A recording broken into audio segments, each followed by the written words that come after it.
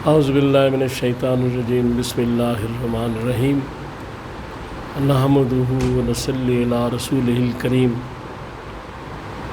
انتہائی قابل احترام سامعین و حاضرین اور مجھ سے اچھے لوگوں، السلام علیکم ورحمۃ اللہ وبرکاتہ۔ درود شریف پڑھ لیں۔ اللہم صلی علی محمد۔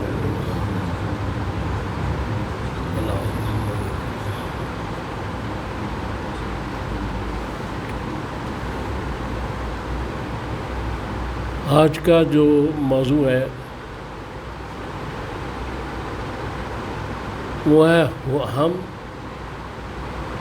حکم کے غلام ہیں۔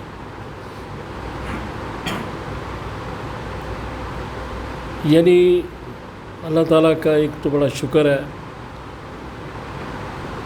کہ اس نے ہمیں انسان بنایا، جانور نہیں بنایا۔ دوسرا اس کا احسان یہ ہے کہ اس نے ہمیں مسلمانوں کے گھر پیدا کیا، اور سب سے بڑا احسان یہ ہے کہ حضور سرور کائنات صلی اللہ تعالیٰ علیہ وآلہ وسلم کی امت میں پیدا کیا۔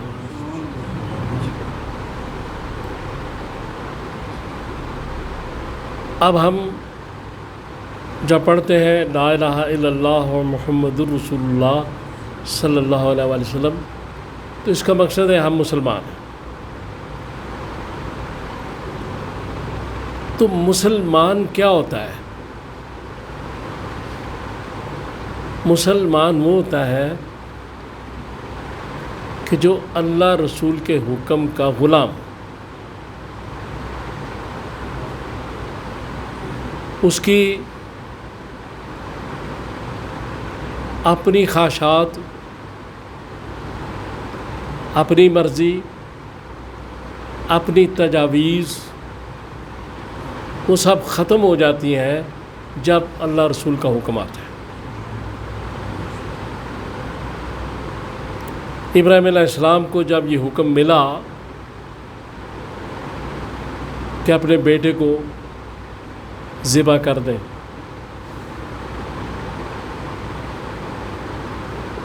تو یہ ایک ایسا حکم ہے کہ یعنی ایک نبی دوسرے نبی کو ذبح کرے، اور اپنے عزیز بیٹے کو اپنے ہاتھوں سے ذبح کرنا آسان کام نہیں۔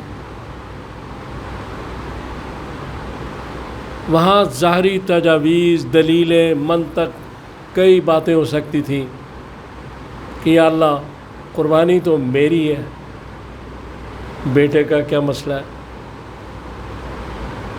ظاہری بات کر رہا ہوں نا، کوئی تجویز بھی ہو سکتی تھی، لیکن آپ نے سرنڈر کیا، تسلیم کیا، اپنی ہر تجویز کو فنا کر دیا، اپنی ہر مرضی کو، خواہش کو قربان کر دیا، اور اپنے عزیز بیٹے کو اللہ کی راہ میں ذبح کرنے کے لیے چل پڑے۔ اس کے بعد سے واقعات سے آپ واقف ہیں۔ تو کہنے کا مقصد یہ ہے کہ قربانی کیا چیز ہے؟ ہم مسلمان ہیں، اللہ رسول کے غلام ہیں، ان کے حکم کے غلام ہیں، اس لیے اس کا مقصد کیا ہے قربانی کا؟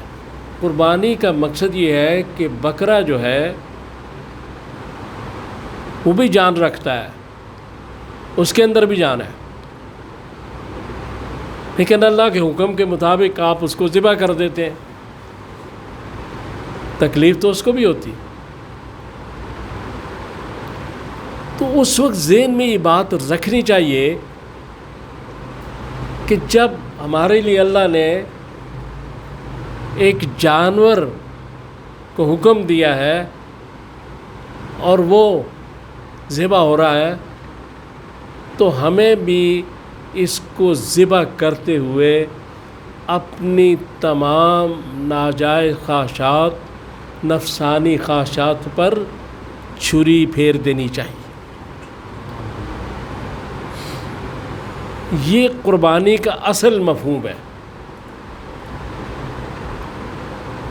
کہ بکرا قربان کرنا جو ہے اس کے بعد احادیث میں ہے کہ اسی وقت اللہ تعالیٰ اس قربانی کو قبول کر لیتے ہیں۔ اور پھر یہ چیز ہے کہ ایک اور حدیث ہے بخاری کی 969 اس کا نمبر ہے، اس میں کہا گیا کہ یہ 10 دن اور 10 راتیں جو ہیں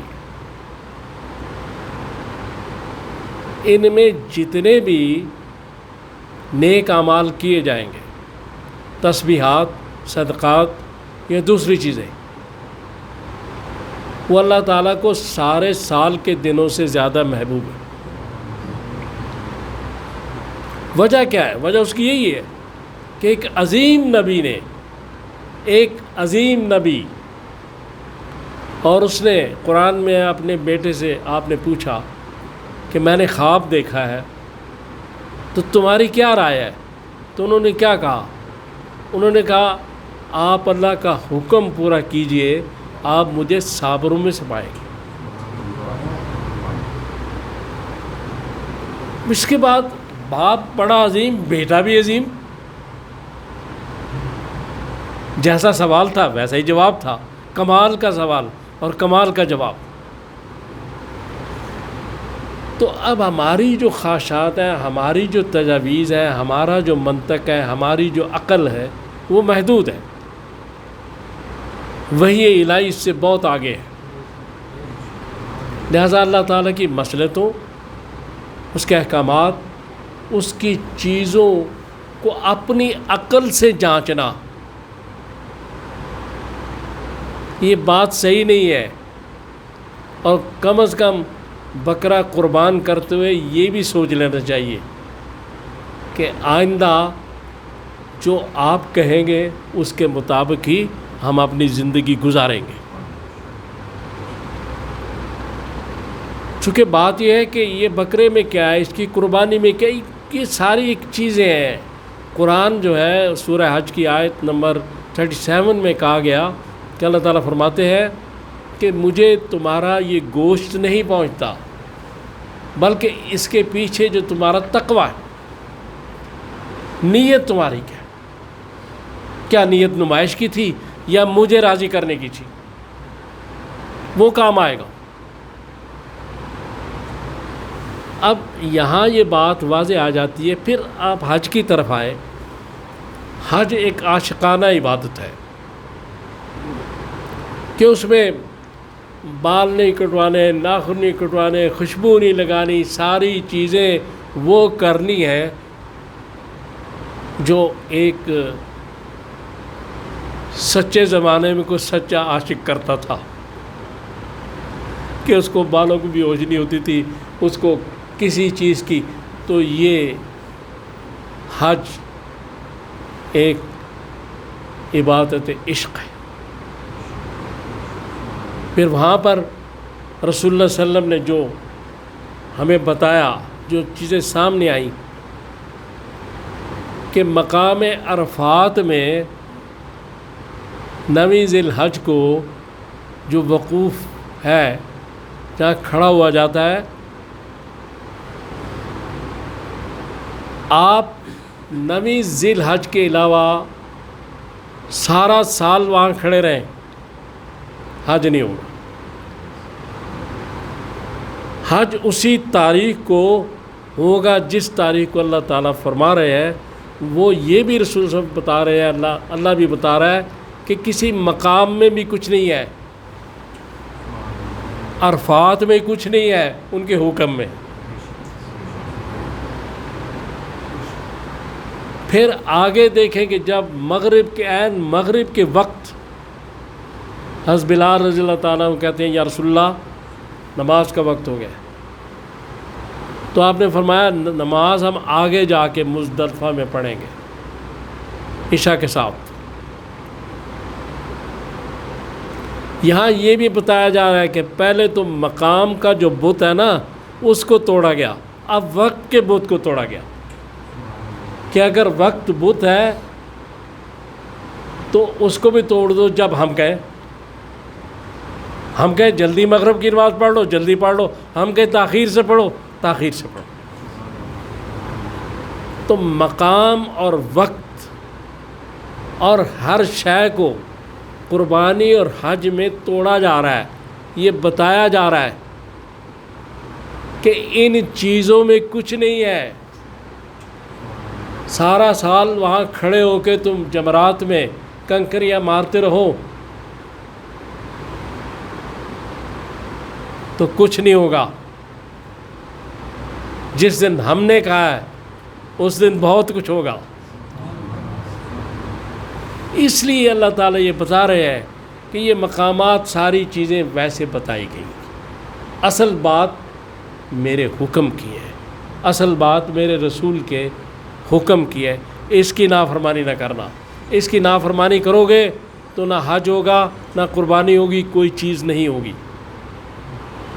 تو اس لیے انہوں نے قرآن میں کہا کہ یہ جو گوشت ہے یہ نہیں پہنچتا، اس کے پیچھے تمہارا تقویٰ۔ تقویٰ کیا ہوتا ہے؟ تقویٰ اتباع رسول ہے۔ ہر مسلمان کو کی زندگی جو ہے وہ رسول اللہ صلی اللہ علیہ وسلم کی اتباع کا نمونہ ہونا چاہیے، اس کے بغیر کام نہیں چلے گا۔ اب یہ حج اور جتنا بھی حج کا یہ سارا فلسفہ ہے، اس میں یہی بات سامنے آ رہی ہے کہ ہر چیز وہ یہ بتا رہے ہیں کہ اس میں بھی کچھ نہیں، اس میں بھی کچھ نہیں، اس میں بھی کچھ نہیں، ہمارے حکم میں ہے۔ ہمارے حکم سے کرو گے، جو تاریخ ہم نے بتائی اس تاریخ کو کرو گے تو کام بنے گا، اگر اپنی مرضی سے کرتے رہو گے تو کام نہیں بنے گا۔ تو قربانی کا فلسفہ یہ ہے کہ اپنی خواہشات نفس پر چھری پھیر دینا، اور حج کا فلسفہ یہ ہے کہ جو وہ کہے وہی کرنا، اور اپنی عقل کی اپنی تجویزوں کو فنا کر دینا۔ اصل میں سارا جو کھیل ہے وہ ان کے حکم کا ہے، اور ہم ان کے حکم کے غلام ہیں، چونکہ ہم ان کی امت ہے، ہم مسلمان ہیں، کلمہ پڑھنے والے ہیں۔ تو ایک اعلان یہ ہے کہ آئندہ جمعرات کا درس نہیں ہوگا، جمعرات نہیں ہوگی، کیونکہ عید کے بعد لوگ زیادہ گھروں کو گئے ہوتے ہیں، تو انشاءاللہ پھر اس کے اگلی جمعرات ہوگی۔ تو اللہ تعالیٰ سے دعا کرے کہ میں نے جو باتیں کی ہیں ہم ان پہ عمل کر سکیں، مجھے بھی اللہ توفیق دے۔ صلی اللہ تعالیٰ علی خیر خلقی محمد و آلہ و اصحابہ اجمعین برحمتک یا ارحم۔